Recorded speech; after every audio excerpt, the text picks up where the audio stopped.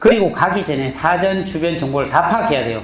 도로, 제가 사는 거는요, 호재가 있을 거 아니에요. 거기 상업단지가 생겨요. 거기 신도시가 생겨요. 그럼 저 거리를, 아까 지도를 끊어보세요. 이게 몇 미터 정도 되는가. 이게 거기서 자가용으로 얼마나 정도 되는가. 그게 굉장히 중요해요. 그런데 여기 가가지고서 꼭 실수하시는 분들이 있는데, 내가 알고 있는 정보 있죠? 물건. 절대 얘기하면 안 돼요. 이거 만약에 진짜 싸게 나온 물건이야. 근데 제가 좋은 거 찾았다고 가가지고서 동네에 가가지고 막 얘기를 해요. 그때 주변에서 사장님 여기 물건 나왔는데 여기 이 정도면 가격이면 어때면 거기가 물건이 나왔어요? 판다고 안 했던 건데? 이러는 순간 그건 뒷박쳐요. 산에 오게 되면 다양한 것들을 보기도 하고 발견하기도 하고 이렇게 나무를 밟아가면서 꼼꼼하게 임장을 해야 돼요. 그렇지 않으면 진짜 큰 실수를 하거든요. 그래서 위에서 보니까 역시나 굉장히 가팔라요. 높아 보여. 개발할 수 있을까 할 정도로 높아 보이긴 하지만 문제는 없어요. 왜? 평균 경사도가 15도가 안 되기 때문에. 그러니까 위만 좀 모자처럼 위에 뚜껑만 탁 날려버리면 아주 좋은 부분이 되겠죠. 위에 와보니까 위에는 뭐 평평하고 이렇게 나쁘진 않네요. 현지 임장 시 무엇을 확인해야 되나요? 현지 임장 갈 때요, 장갑 꼭 준비하세요. 제가 얘기하는 이 원형지라는 곳은 시골이에요. 산이에요. 덜이에요. 논이에요. 그러면 장갑, 도시, 풀세기에서 올 수도 있어요. 장화, 기노, 장비 챙기세요. 그리고 가기 전에 사전 주변 정보를 다 파악해야 돼요. 도로, 제가 사는 거는요, 호재가 있을 거 아니에요. 거기 상업단지가 생겨요. 거기 신도시가 생겨요. 그럼 저 거리를, 아까 지도를 끊어보세요. 이게 몇 미터 정도 되는가. 이게 거기서 자가용으로 얼마나 정도 되는가. 그게 굉장히 중요해요.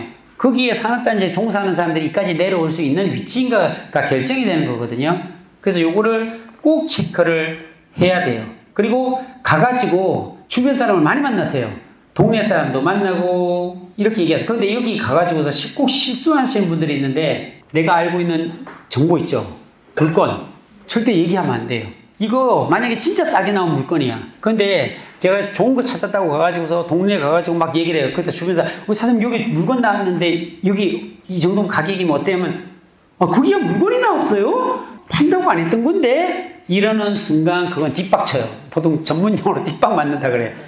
뒤로 가가지고요, 여러분들이 이래서 평당 40에 맞춰서 갔어. 그럼 그 사람은요, 지주 찾아갖고 선생님 제가 45만 원에 맞출 수 있다고, 손님 있다고, 여러분은 그냥 아웃인 거예요. 그래서 항상 트렁크에는요, 바카스 이거 딱 항상 준비해놓으세요. 그리고 노인들 좋아하는 두유 같은 거 있잖아요. 그 바로 따가지고 하나 꼽아가지고서 드시라고. 이렇게 하는데 침 뱉는 사람이 누가 있겠어요? 이렇게 하는데 막 반발하는 사람이 누가 있겠어요? 두유 한 개가 사람의 마음을 움직일 수 있거든요. 발도 이쁘게 저 땅 사러 왔어 이러면요, 일단은 마음을 닫아요. 투기구나 이렇게 해요. 저 땅 좀 살려고 왔는데 이러잖아요. 그냥 딱 차단. 또 우리 동네 또 투기꾼데 이렇게 생각한다니까. 그러니까 말을 좀 예쁘게 해서 주변 파악을 다 해야 돼요. 그리고 저는 그 땅이 5,000평이었거든요. 5,800평인가 했잖아요. 너무 넓은 거야. 그럼 어떻게 다녀야 될까요? 이거를 카카오맵을 켜야 돼요. 카카오맵을 키면 뭐가 생겨요? 위성이 떠. GPS 신호가 잡혀요. 그럼 자기가 그 지도 테두리를 따고서 이게 5,000평이다 그러면 저는 이렇게 가요. 경계선을 다 돌아. 이렇게. 그 경계선에 여기 1m 밖에 차이 안 나요. 한 바퀴 다 돌고서 어떻게 해요? 다시 여기까지 와서 이렇게 돌고 또 이렇게 또 가고 이렇게 해서 한 바퀴 다 돌면 다 눈에 다 익어요. 그러면서 뭘 봐야 되냐?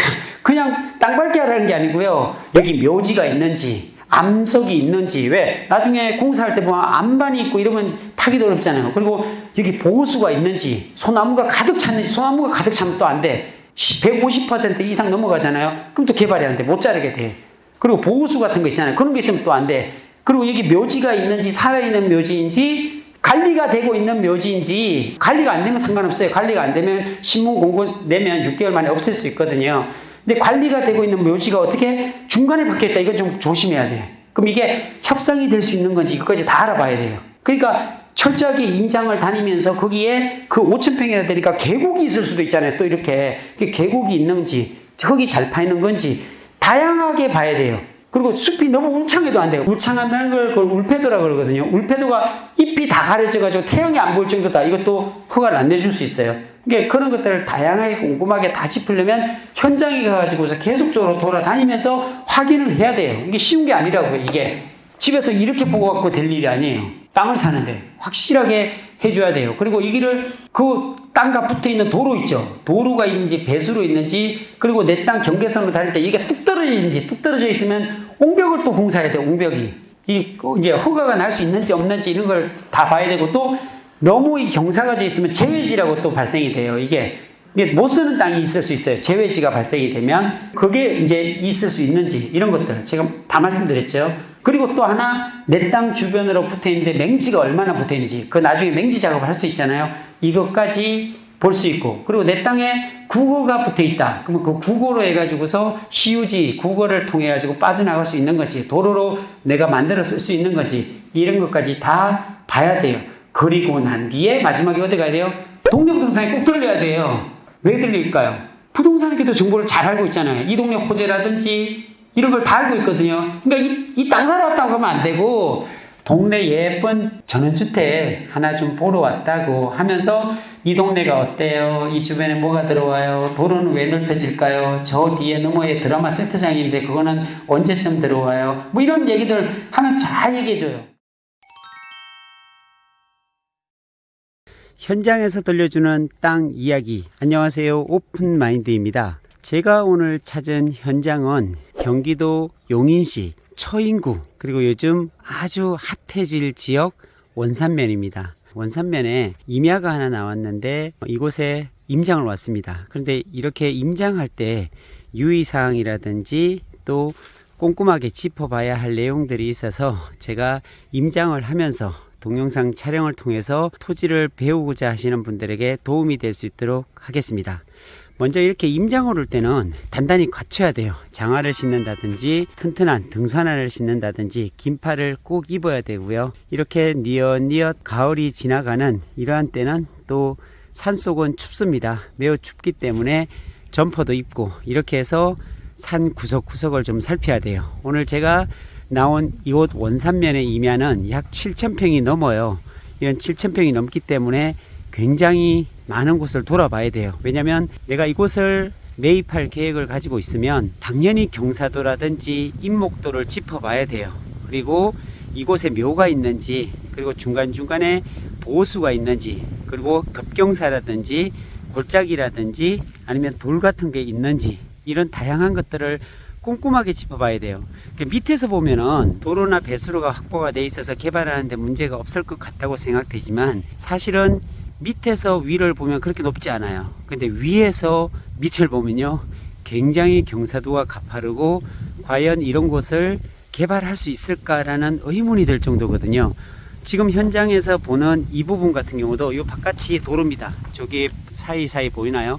근데 여기서 보면 이렇게 급격하게 경사를 잃어 가지고서 이렇게 올라올 수 있습니다. 이렇게 보이시나요? 네, 굉장히 한눈에 보더라도 경사가 있죠. 이렇게 경사가 있다가 내려오면 이런 식으로 또 급격하게 떨어져요. 이렇게 삼각형 꼭대기 모양처럼 이렇게 올라갔다가 뚝 떨어지는 이런 경우도 있습니다. 그렇기 때문에 좀 잘 살펴봐야 돼요. 제가 이동하면서 하나하나 짚어 가보도록 하겠습니다. 지금 보면 여기는 거의 잡목으로 돼 있어서 소나무가 거의 없어요. 소나무가 150% 이상 돼버리면 좀 문제가 돼요. 그러면 개발하기가 좀 어려워요. 근데 여기는 대부분 보면 상수리 나무 같은, 도토리 나무 같은 이런 잡목으로 돼 있어서 개발하는 데는 큰 문제가 없어요. 그리고 이곳은 평균 경사도가 15도가 안 되기 때문에 용인시 처인구 같으면 17.5도로 되어 있는 걸로 알고 있거든요. 그렇기 때문에 문제가 안 돼요. 이렇게 경사도가 전체 평균 경사도를 따지기 때문에 흙이 좀 많이 나올 수는 있겠지만 그렇게 문제가 안 됩니다. 이게 산사태가 좀 나기도 했네요. 이렇게 보면 이런 것들도 좀 유심히 살펴봐야 되고요. 저 아래쪽을 보니까 큰 바위 같은 것들이 꽤 많이 있어요. 이런 것들은 또 개발할 때 보면 또 실어 나가야 되고 하는 그런 비용적인 문제도 좀 있을 수가 있습니다. 어쨌든 제가 곳곳을 한번 누벼보면서 가겠습니다. 저 앞에 보면 꽁도 있고요. 아까 좀 전에 제가 가다 보니까 고라니가 막 뛰어다니더라고요. 이런 것도 보고, 여기가 산 정상 정도 가는 곳인데 산에 오게 되면 다양한 것들을 보기도 하고 발견하기도 하고, 이렇게 나무를 밟아가면서 꼼꼼하게 임장을 해야 돼요. 그렇지 않으면 진짜 큰 실수를 하거든요. 그래서 위에서 보니까 역시나 굉장히 가팔라요. 높아 보여. 개발할 수 있을까 할 정도로 높아 보이긴 하지만 문제는 없어요. 왜? 평균 경사도가 15도가 안 되기 때문에. 그러니까 위만 좀 모자처럼 위에 뚜껑만 탁 날려버리면 아주 좋은 부분이 되겠죠. 위에 와보니까 위에는 뭐 평평하고 이렇게 나쁘진 않네요. 그래서 여기에서 가장 크게 나는 봐야 될 게 뭐냐면은 혹시나 묘가 있을까. 묘가 있으면 굉장히 불편하거든요. 왜 그러냐면 무용고지 묘 같으면 문제가 안 돼요. 이런 거 같은 경우는 신문에 6개월 동안 공고를 하고 하면 묘를 없앨 수가 있어요. 그렇게 큰 문제가 안 됩니다. 그런데 뭐가 문제냐, 관리가 되고 있는 묘다 라고 하면 좀 문제가 생겨요. 왜냐면 그분이 끝까지 버티고 난 이장 못하겠다 하면은 진짜 어려운 문제가 발생이 될 수 있어요. 그래서 이렇게 짚을 때는 꼼꼼하게 구석구석 다 짚어 들어가 봐야 됩니다. 이면은 정말 위험성도 있고 개발 허가에 관해서 문제가 발생할 수 있기 때문에 천천히 꼼꼼하게 구석구석 다 짚어가는 게 중요한 것 같습니다. 예, 요 앞쪽은 도로거든요. 이렇게 보이면 도로예요. 이게 도로에서 아주 가깝죠. 뭐 이런 곳에 묘는 없네요. 다행히 이 7,000평 중에서 묘가 있으면 굉장히 문제가 되는데 다행히 묘가 없는 것 같아요. 그리고 보호수도 없는 것 같고, 그리고 다른 제약이 있는 그런 부분이 있을 수 있을까, 또는 골짜기 같은 것들이 얼마나 형성이 될까. 여기도 골짜기가 있네요. 뭔가 파다가 말한 것 같아요. 저기 뭐지? 묘가 있네요. 관리가 되고 있는 묘 같아요. 이 묘가 있으면 좀 곤란한데, 무용구지는 아닌 것 같아요. 산 꼭대기 정상에 아주 양지 바른 곳에 묘가 이렇게 잘 되고 있어요.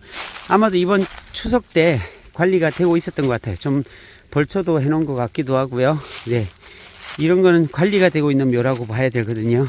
정중앙에 이렇게 돼 있으면 땅을 살 때 상당히 좀 문제가 발생이 돼요. 이거는 정중앙에 있거든요. 지금 꼭대기에. 그럼 이거를 없애려면 어떻게 해야 될까요? 묘지 주인을 찾아야 돼요.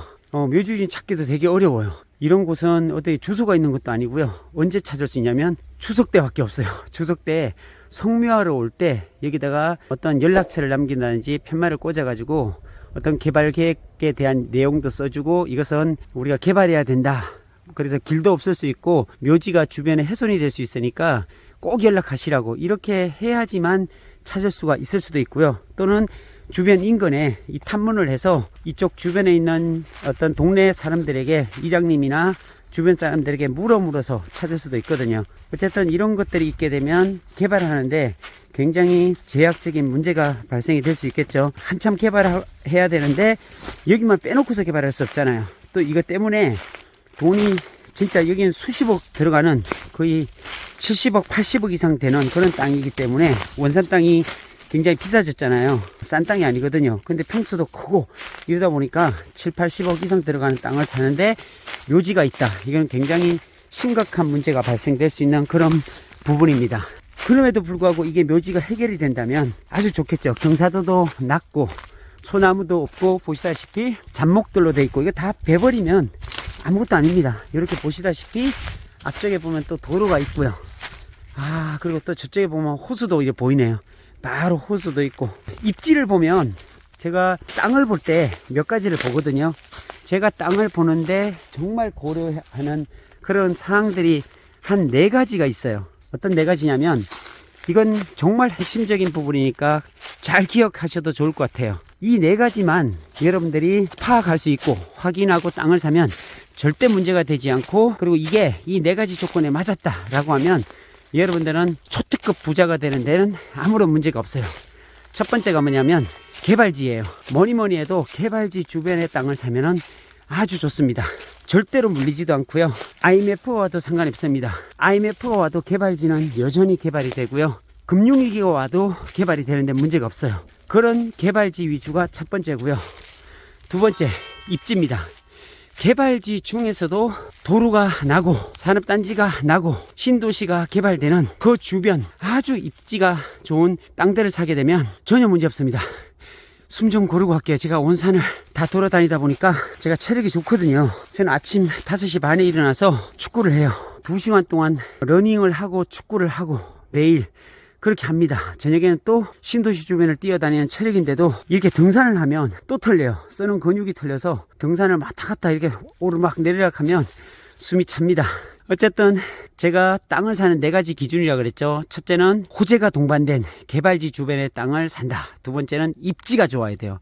아주 기가 막힌 입지. 개발이 되는 땅 주변에 2차선 도로, 4차선 도로 혹은 6차선 도로 혹은 IC가 나오는 곳이나 산업단지나 신도시에 딱 붙어있는 아주 경계선에 있는 유동성이 굉장히 많은 그런 입지의 땅을 사게 되면 이거는 아무 문제 안 돼요. 그냥 내가 살 때부터 어떻게 팔까, 얼마에 팔까 이런 행복한 고민을 하면 되고요. 세 번째가 뭐냐면 가격입니다.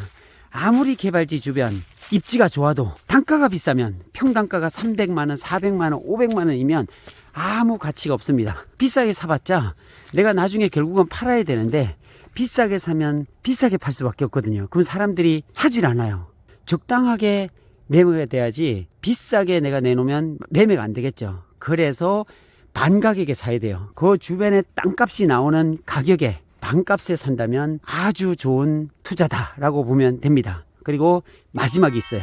모양이에요. 내가 사는데 땅을 보통 반가격에 살려면 큰 땅을 사야 돼요. 그래서 어떤 사람들이 제게 반문합니다. 아니 개발지 주변에 반가격에 나오는 땅이 어디 있어요? 라고 얘기를 하죠. 여러분들이 찾아보면 눈 씻고 찾아봐도 없어요. 왜 그러냐?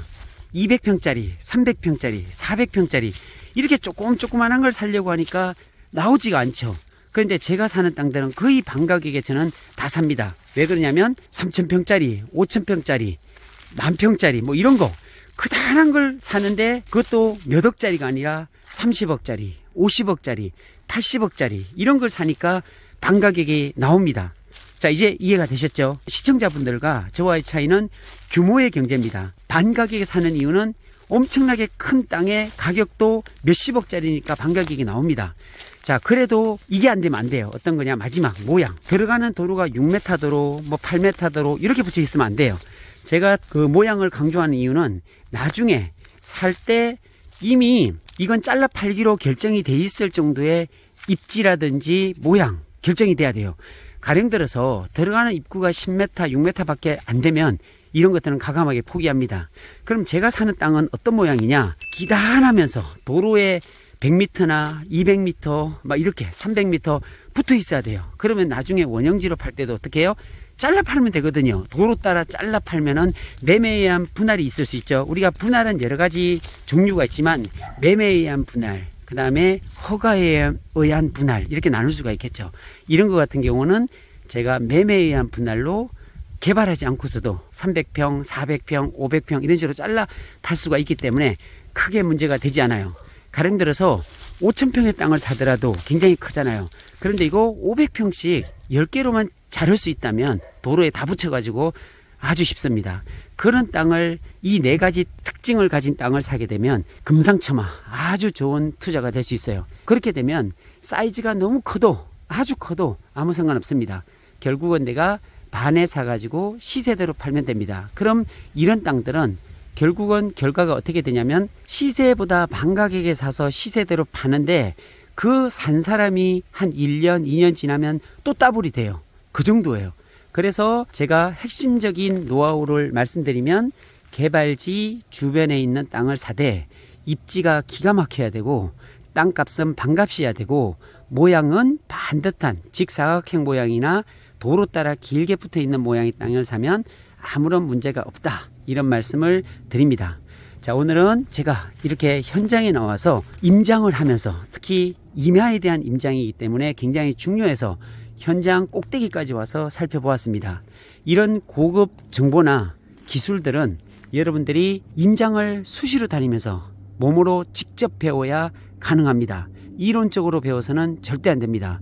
몸으로 익히다 보면 우리가 자전거를 탈 때 한 번 배워놓으면 절대로 넘어지지 않듯이 그것은 몸으로 익혔다는 겁니다. 넘어지고 구르고 그러면서 배운 자전거는 10년 동안 안 타더라도 10년 뒤에 다시 타더라도 탈 수 있는 이유가 몸으로 익혔기 때문에 그렇습니다. 그래서 여러분들도 이런 임장은 직접적으로 찾아다니면서 몸으로 익혔을 때 여러분들의 실력이 되는 것입니다. 자, 오늘은 이렇게 중요한 임장에 대한 얘기를 하면서 오늘 마무리 짓도록 하겠습니다. 감사합니다.